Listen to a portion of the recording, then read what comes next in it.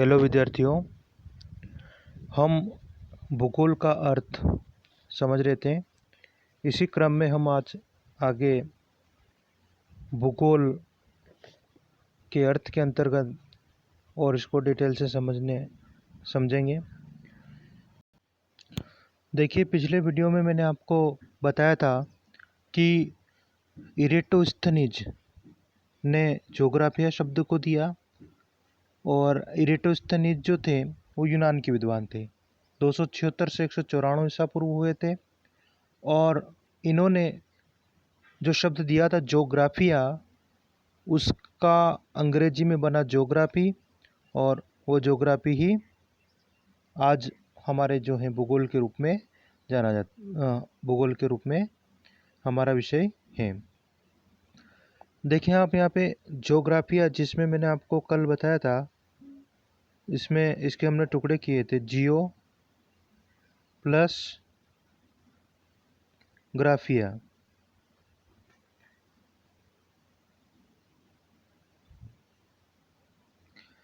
जियो plus ग्राफिया। ग्राफिया, जियो का मतलब हुआ आपकी क्या, पृथ्वी,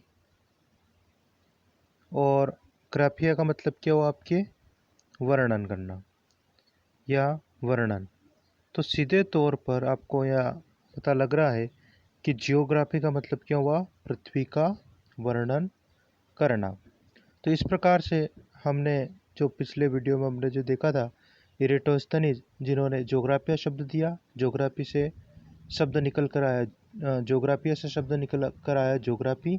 और ज्योग्राफी के जब हम इसको डिटेल से देखते हैं, ये जो इरेटोस्थनीज ने दिया था, जियो प्लस पृथ्वी और ग्राफिया मतलब वर्णन करना, अर्थात पृथ्वी का वर्णन करना।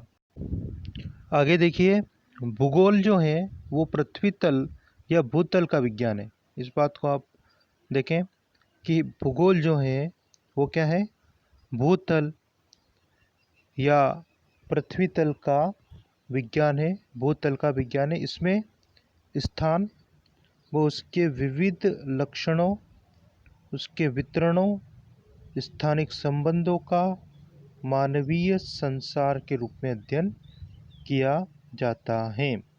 तो आप समझे इसको, भूगोल जो है वो पृथ्वी तल या भूतल का विज्ञान है। इसको आप देखें कि भूगोल के अंतर्गत जो है हम पृथ्वी तल का, इस पृथ्वी तल के ऊपर या इस धरातल के ऊपर समस्त जीव जो है निवास करते हैं, और उसी में आपके मानव भी आते हैं। इसी के अंतर्गत हम बात करें तो इसमें स्थान व उसके विविध लक्षणों, वितरणों तथा स्थानिक संबंधों का मानवीय संसार के रूप में अध्ययन किया जाता है। तो जैसे मान लो कोई स्पेशल कोई स्थान हो गया, उसके विविध लक्षण हो गए, जैसे कोई मान लो कहीं पहाड़ है, पठार है, मैदान है, और इसी के ऊपर मान लो नदियां हैं, झीलें, यानी कि कोई स्थान है और उस स्थान के विविध जो लक्षण है और उन लक्षणों का जो स्थानिक संबंध है, स्थानिक जो संबंध होते हैं, स्थानिक जो संबंध है, उनका मानवीय संसार के रूप में अध्ययन किया जाता है। मानवीय संसार के रूप में मतलब कि कोई भी स्थान हो गया, विशेष जो स्थान हो गया और इसके विविध लक्षण हो गए, और इसके लक्षणों के साथ स्थानिक संबंध जो हो गए, उनका मानवीय संसार के रूप में, मान लो जैसे कोई नदी है तो वो पर्टिकुलर किस स्थान पर है, उसके क्या लक्षण हैं, और उन लक्षणों के साथ में उसके स्थानिक संबंध, यानी कि जैसे मान लो उद्गम है, उसका जल है, उसका जो अन्य जो उसकी विशेषता हो गई, और वो मानव को कैसे जो है प्रभावित करती है, मानव उससे क्या प्रभावित कर रहा है, मानव उससे क्या लाभ ले रहा है या क्या हानि हो रही, सारी चीज़ें। तो वो सभी मानवीय संसार के परिप्रेक्ष्य में हमारे जो स्थल है या स्थान है, भूतल है, उसका अध्ययन हम किस में करते हैं, भूगोल के अंतर्गत करते हैं। आगे आप ये बहुत सारी चीज़ें इसके अंतर्गत क्लियर होगी आगे, और हम इसको डिटेल से पढ़ेंगे। देखिए यहाँ पे जो बात अभी मैंने बताई, जो पृथ्वी तल जो है वो भूगोल की आधारशिला है। भूगोल की आधारशिला क्या है?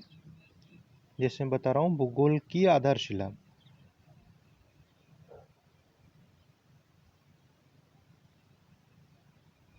आधारशिला, भूगोल की आधारशिला क्या है? पृथ्वी तल। पृथ्वी तल बिना अगर जो स्थल है, स्थल मंडल है या जो पृथ्वी तल है, ये हमारे भूगोल की आधारशिला। क्योंकि जो भी चीज़ें हम भूगोल के अंतर्गत हम पढ़ेंगे आगे, जिसमें मैं आपको भूगोल का जब वर्गीकरण बताऊंगा, भौतिक भूगोल, मानव भूगोल, सारी चीज़ें हम पढ़ेंगे, तो उनसे संबंधित जितनी भी चीज़ें आती है वो आपकी कहाँ सब हो रही है? पृथ्वी तल के ऊपर हो रही है। हमारी पृथ्वी के ऊपर हो रही है, इस पृथ्वी के ऊपर। मान लो आप फिजिकल ज्योग्राफी पढ़ रहे हैं, पर्वत पढ़ रहे हैं, पठार पढ़ रहे हैं, मैदान पढ़ रहे हैं, डेजर्ट मरुस्थल पढ़ रहे हैं, या फिर मान लो मानव भूगोल में आप जैसे रेल परिवहन हो गया, सड़क परिवहन हो गया, जल परिवहन हो गया, मानव के अनेक क्रियाकलाप हो गए, जिसके अंतर्गत प्राथमिक, द्वितीयक, तृतीयक, चतुर्थक, बहुत सारी चीज़ें आपके आगे आएगी।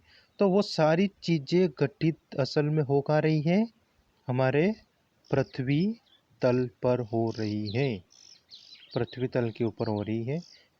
इवन आप, हम सभी, हमारी जितनी भी हम जो भी काम करते हैं, वर्क करते हैं, जो भी क्रियाएं करते हैं, कहाँ रह के करते हैं? पृथ्वी के ऊपर रह के करते हैं, पृथ्वी तल के ऊपर हम करते हैं।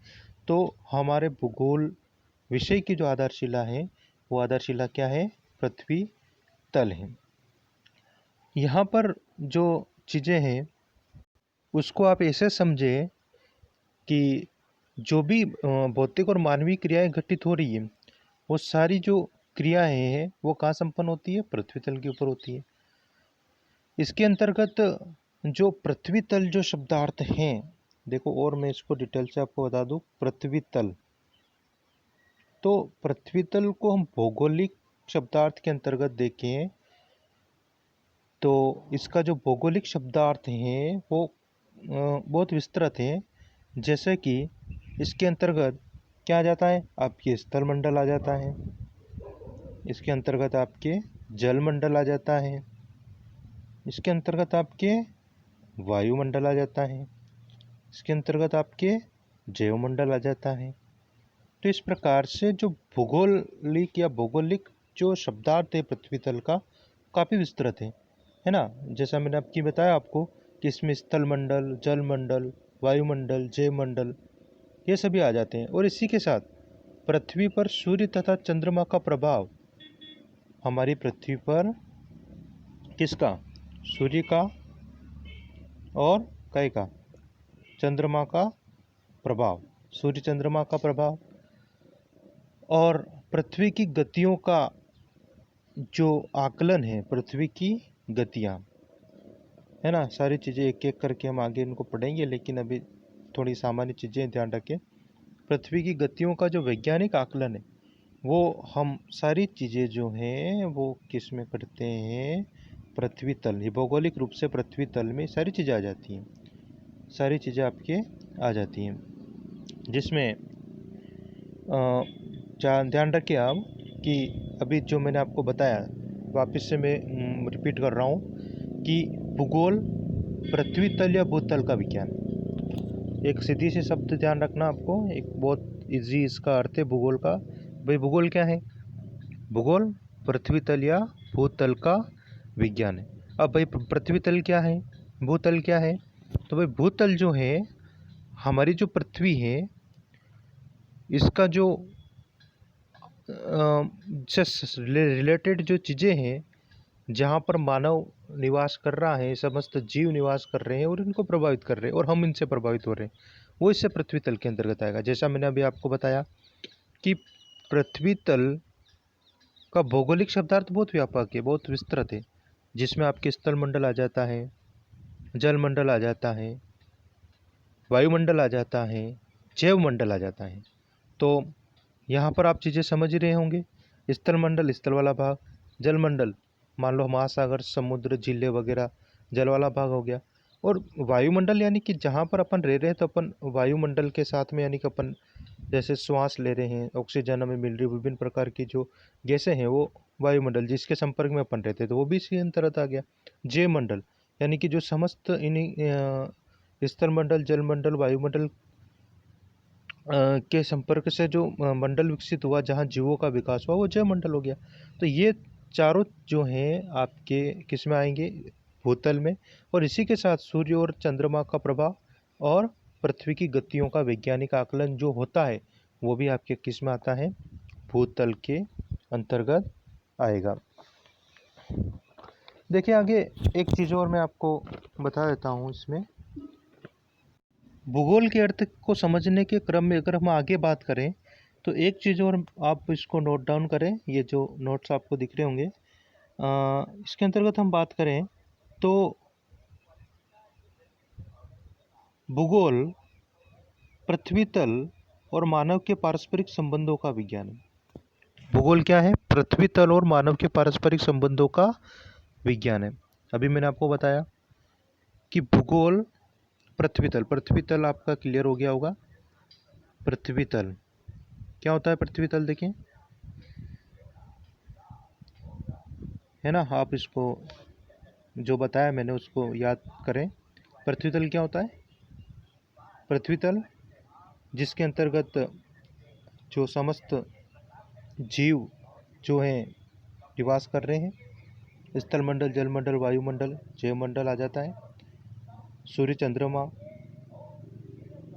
के प्रभाव आ जाते हैं, पृथ्वी की गतियाँ इसके अंतर्गत आ जाती हैं, पृथ्वी तल। तो देखिए आप, भूगोल क्या है, पृथ्वी तल और मानव के पारस्परिक संबंधों का विज्ञान है। पृथ्वी तल और मानव के पारस्परिक संबंध क्या हुए, हम मानव हो गए सभी, मान लो हम पृथ्वी के ऊपर अपने कोई बिल्डिंग बना रहे, भवन बना रहे, तो उससे पृथ्वी तल और हम मानव के बीच जो संबंध स्थापित हुआ वो भूगोल हो गया। अब उसको कहाँ पढ़ोगे आप, बस्ती हो गई, और उस बस्ती को हम कहाँ पढ़ेंगे, मानव भूगोल के अंतर्गत पढ़ेंगे, और वहाँ पर वो एक विषय के रूप में प्रतिस्थापित होगा। खनन कर रहे हो, मानव कर रहा है धरातल के ऊपर, उसको हम भूगोल में पढ़ते हैं। इस प्रकार से बहुत सारी चीज़ें हो जाती हैं जो पृथ्वी तल और मानव के पारस्परिक संबंधों से बनती हैं, और उसका अध्ययन हम भूगोल के अंतर्गत करते हैं। विद्यार्थियों, मैं आपको और थोड़ा क्लियर कर देता हूँ जो चीज़ें आपकी इम्पोर्टेंट हैं, एग्ज़ाम के अंतर्गत आती हैं, और इनको आपको याद होना चाहिए। आप एक भूगोल विषय के रूप में कक्षा 11 के अंतर्गत इसका अध्ययन करने जा रहे हैं, और भूगोल को आगे आपको काफ़ी डिटेल से पढ़ना है। उस शुरुआती तौर पर जब आप कोई विषय पढ़ते हैं तो उसका अर्थ आपको आना चाहिए, भाई वह विषय है क्या, भूगोल क्या है भाई, है ना। तो इरेटोस्थनीज ने आपको बताया था।